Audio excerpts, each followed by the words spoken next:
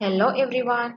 Today we are going to discuss about brain and behavior, and in this video we will discuss little bit anatomy of brain and how this brain and behavior is related. If a question is coming for psychology, what is the relationship between brain and behavior, like for a 5-mark question, how you will write, or for a 2-mark question, how you will write brain and behavior. And before going to the topic, we will discuss today's quote. And today's quote is, a man cannot be comfortable without his own approval, by Mark Twain. So if you're not approving yourself, you'll not get approval from others. Always you try to approve yourself. Just confidence, that's important. Just your confidence on you, that is important.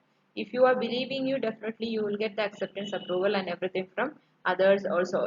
That means obviously from the society. If you're not approving, if you're not accepting yourself, you don't accept the approval and acceptance from others or from the society. So please try to approve yourself first. And this is a quote for confidence actually. So this is today's quote. A man cannot be comfortable without his own approval. So try to approve yourself. Hope you understand and hope you liked it.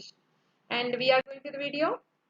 Before going to the topic, I will tell little bit of anatomy of brain, and this anatomy will give you an idea about what is the relationship between brain and behavior, and how this brain and the behaviors are related each other or connected each other. So what is brain? Brain is an organ of our body which control all our activities. So we are discussing mental health. So I am giving more focus on mental health process. Of course, it control all physical and psychological process. But specifically, I just want to tell that all our emotions, intelligence, all activities and everything is controlled by our brain. Next thing is behavior. So we are studying in this video what we are discussing, or we are studying the relationship between brain and behavior. So next things, of course, we must know what is behavior. So behavior means the way in which we do or act things is known as behavior. The way in which we do, the way you are behaving, you're talking, you're doing something, or you're acting. That is your behavior. The way I'm talking right now, that shows my behavior. The way I'm uh, explaining the thing, that will show my behavior. The way those who are listening this video, how they are listening, that will show their behavior. So the way in which we do or act things is known as behavior. And everyone behavior is different and reflected by specific characteristic features. So everyone behavior is different. Then what is neuron? Neuron is the main unit of brain and also called nerve cells, and this neuron is the main thing which helps to control all the activities of brain, and it helps to pass the messages from the brain to all part of body, and from all part of body to brain. Then our brain is having 4 lobes, okay? Frontal lobe, occipital lobe, parietal lobe and temporal lobe. Frontal lobe which control cognition, motor skills and language. Occipital lobe which control visual stimulus and all informations. Parietal lobe which controls sensory images, touch and pain. Temporal lobe which controls language and memory. So while reading itself, you can understand our language, memory, emotions, skills, cognition, that means thinking, perception, everything is controlled by different lobes of brain. So there is a direct relationship between our brain and behavior. Next thing is nerve system in brain. There are 2 nerve systems we can see in brain. First one is peripheral nerve system. Second one is autonomous nerve system. Peripheral nerve system is the first nerve system, and it is it that one we can control, and autonomous nerve system is not in our control.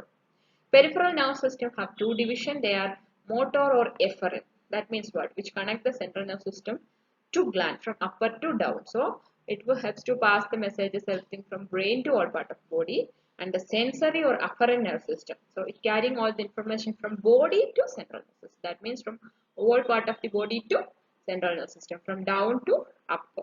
So these are all the 2 divisions of peripheral nerve system. Next thing is autonomous nerve system. Autonomous nerve system which control all the automatic process like breathing, blood pressures, etc. And again it has 2 parts again. Okay, sympathetic nerve system and parasympathetic nerve system. Sympathetic nerve system is responsible for flight or fight responses. Flight or fight responses. Okay, any problems coming like tensions, anxiety, frustrations coming means either to fight or flight. Fight means what?